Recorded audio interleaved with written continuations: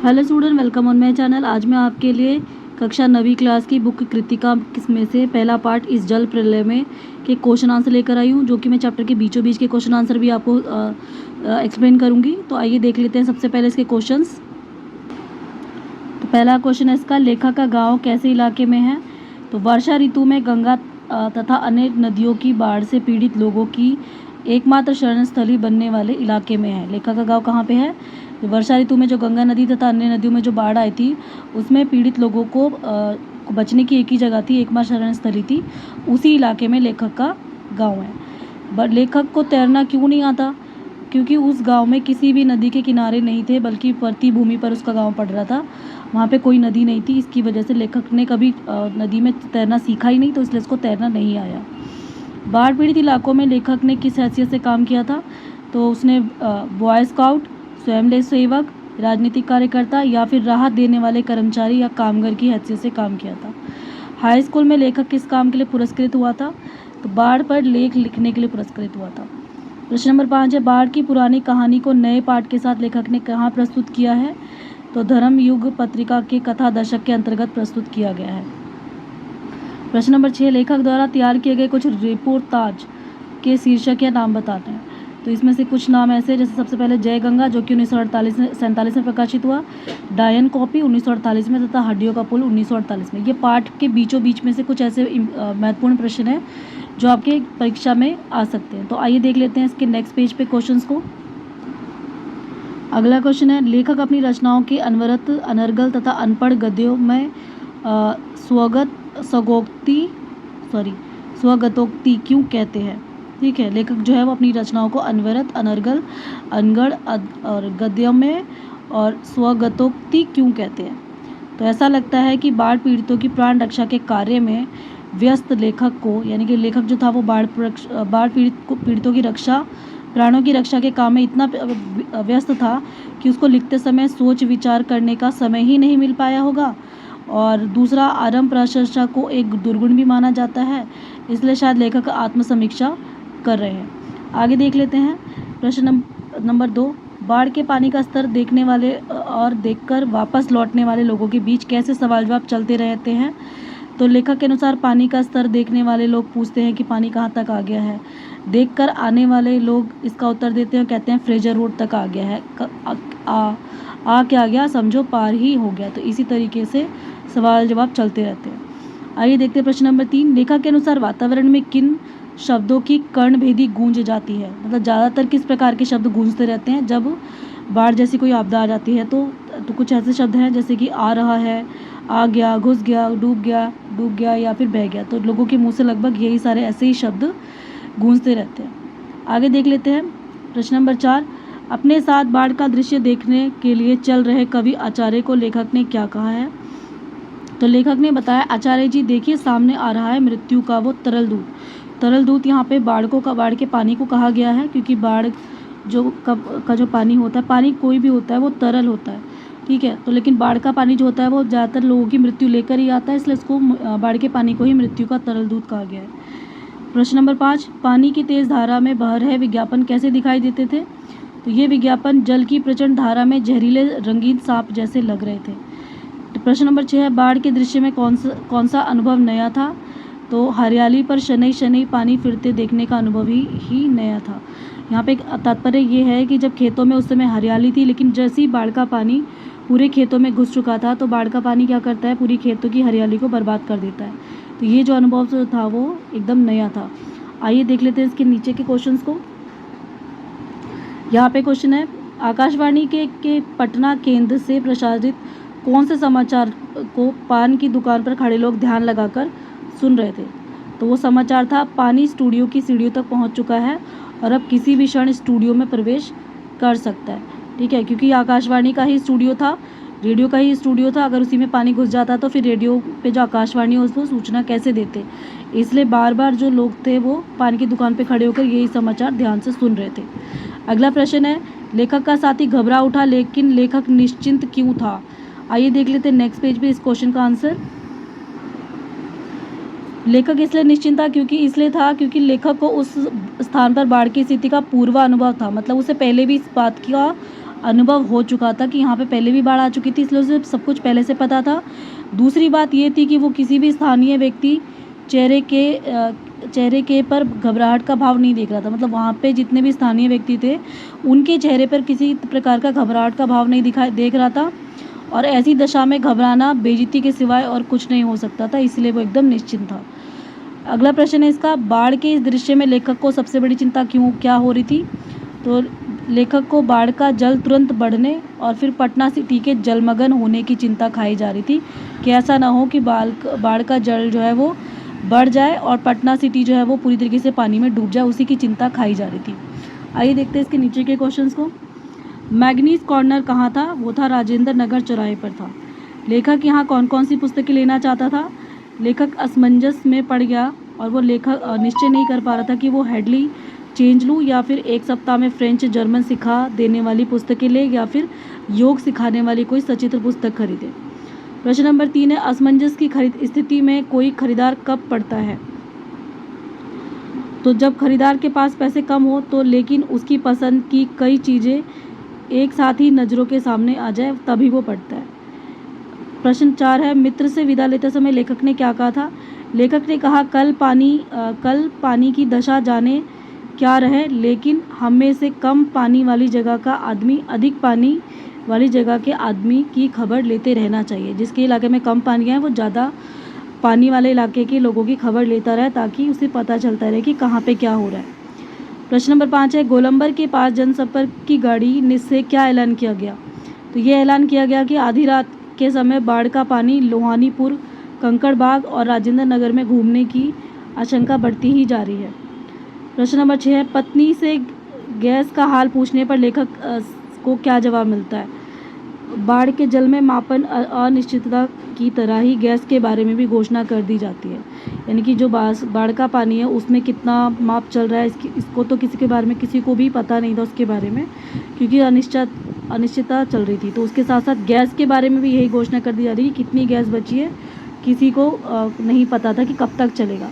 तो पत्नी कहती है कि पता नहीं कब तक चले, मीटर तो लगा नहीं है और जो ये बता सके कि कितने किलोग्राम का लीटर शेष गैस रह चुका है।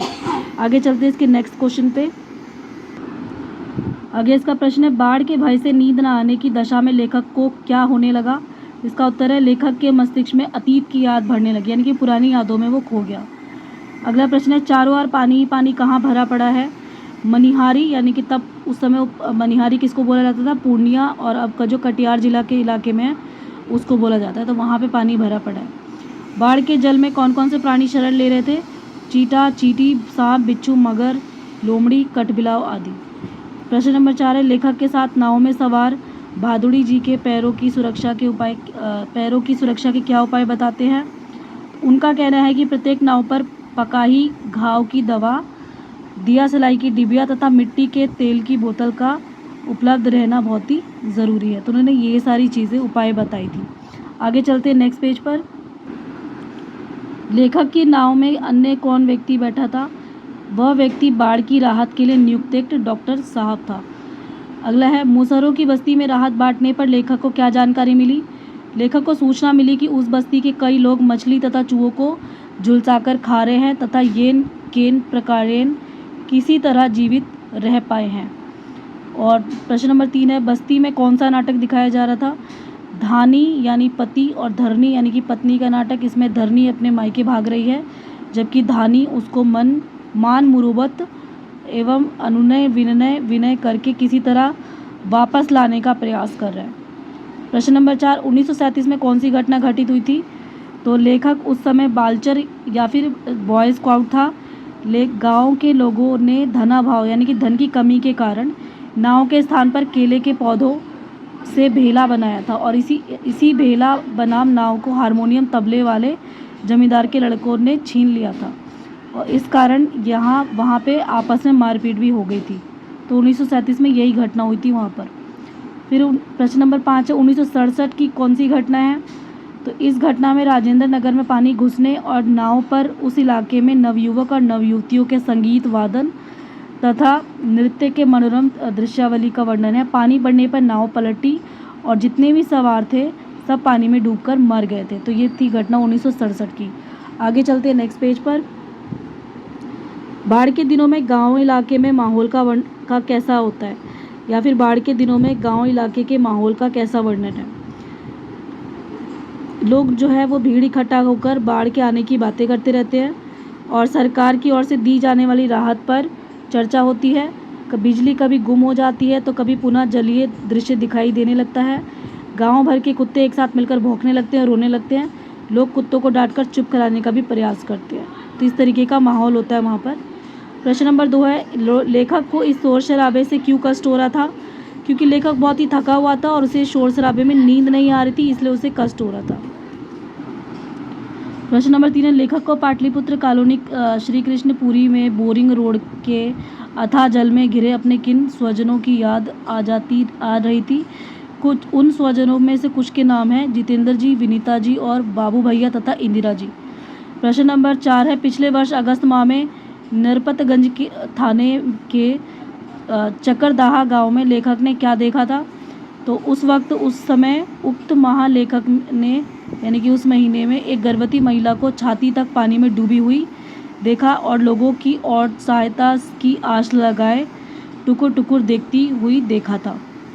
प्रश्न नंबर 5 है, अंत में लेखक अपनी दृष्टि कौन से प्राणियों की ओर घुमाता है।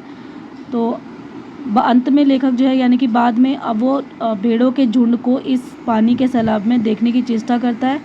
नींद के कारण वह उन्हें कभी सफ़ेद और कभी काले रंग का देखता है। बार बार आंखें खोलता बंद करता है, उसे ये पूरे भूरे रंग की भी दिखाई पड़ते हैं। आगे चलते हैं नेक्स्ट पेज पे नेक्स्ट आंसर के लिए। लेखक के एक साथी को उसको नींद में कब जगाया।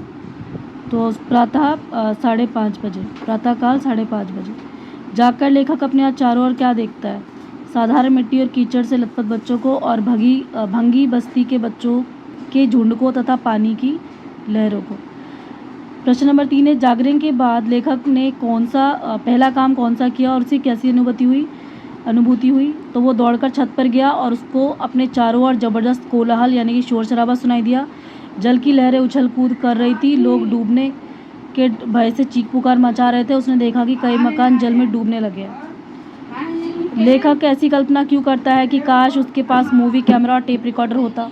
प्रश्न नंबर 4 है, तो इसका आंसर है इसलिए कि वो प्रश्न नंबर 4 है, लेखक ऐसी कल्पना क्यों करता है कि काश उसके पास मूवी कैमरा और टेप रिकॉर्डर होता।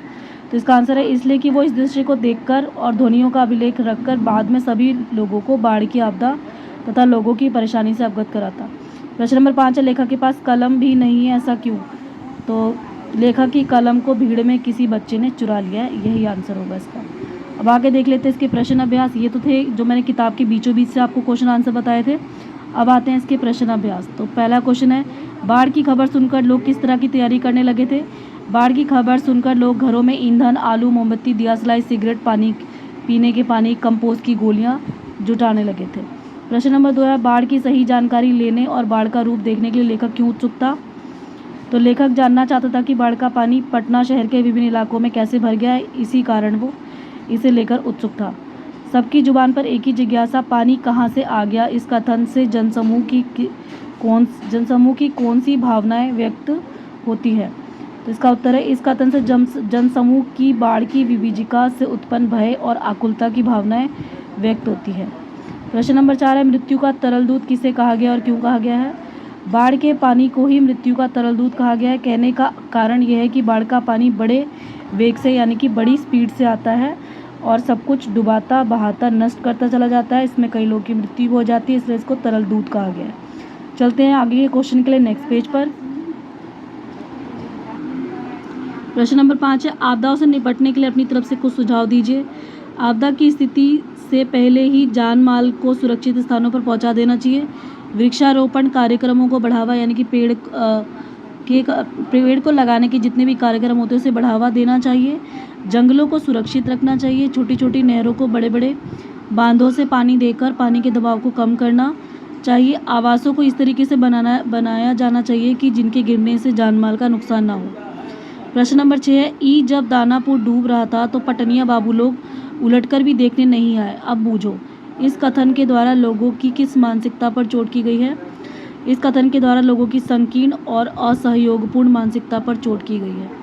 प्रश्न नंबर 7 है, खरीद बिक्री हो चुकने पर भी पान की बिक्री अचानक क्यों बढ़ गई थी? क्योंकि पेयजल की अनुलपता हो गई थी, ठीक है, और मांग बढ़ गई थी।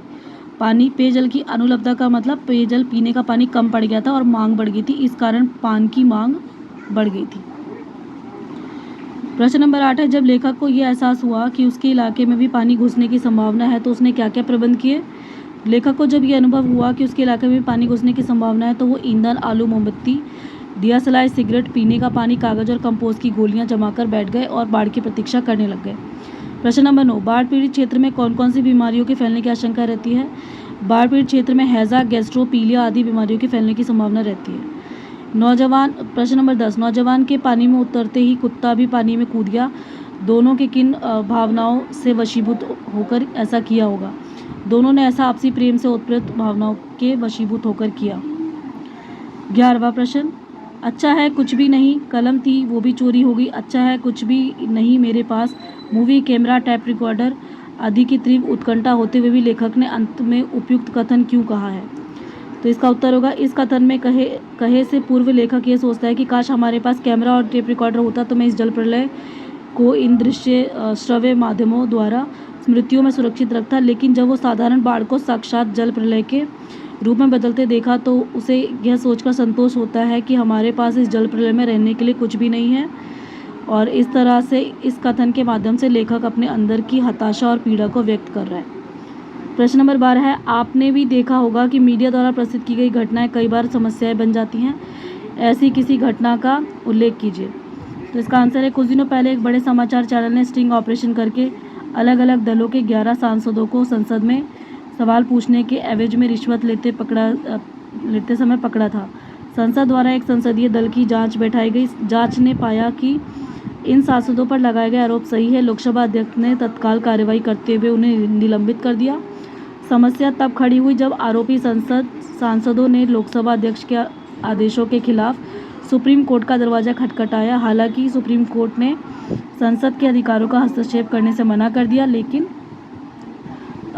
ये मुद्दा अभी भी गरमाया हुआ है। आगे देख लेते हैं प्रश्न नंबर 3, अपनी देखी सुनी किसी आपदा का वर्णन कीजिए। तो इसको मैंने कॉपी पे आंसर को लिखा है, तो आइए देख लेते हैं इस आंसर को। पार्ट 1 इस जल प्रलय में, इसमें प्रश्न नंबर 13 है जिसको आंसर बुक में नहीं दे रखा है, इसका आंसर मैंने खुद से लिखा है। अपनी देखी सुनी किसी आपदा का वर्णन कीजिए। तो इसका आंसर है कि साल 2019 में पूरे संसार में एक महामारी आई थी जिसका नाम था कोरोना। ये बीमारी एक बहुत ही भारी संकट था जिसमें करोड़ों की संख्या में लोगों की जानें गई तथा बहुत सारे बच्चे भी बेमौत मारे गए। यह एक बहुत ही गंभीर और जानलेवा बीमारी थी। यह एक संक्रमण फैलाने वाली बीमारी थी। जो भी कोरोना के मरीज के संपर्क में आता था उसे भी ये बीमारी हो जाती थी। इस बीमारी से निपटने के लिए काफ़ी धन भी खर्च हुआ था। तो इस तरीके से हमने यहाँ पे इस जल प्रलय चैप्टर के क्वेश्चन आंसर कंप्लीट कर लिए हैं। मिलते हैं नेक्स्ट वीडियो में नए चैप्टर के साथ। तब तक के लिए आप मेरे चैनल को सब्सक्राइब कर लीजिए, मेरी वीडियो को लाइक शेयर कमेंट कर दीजिए। Thank you.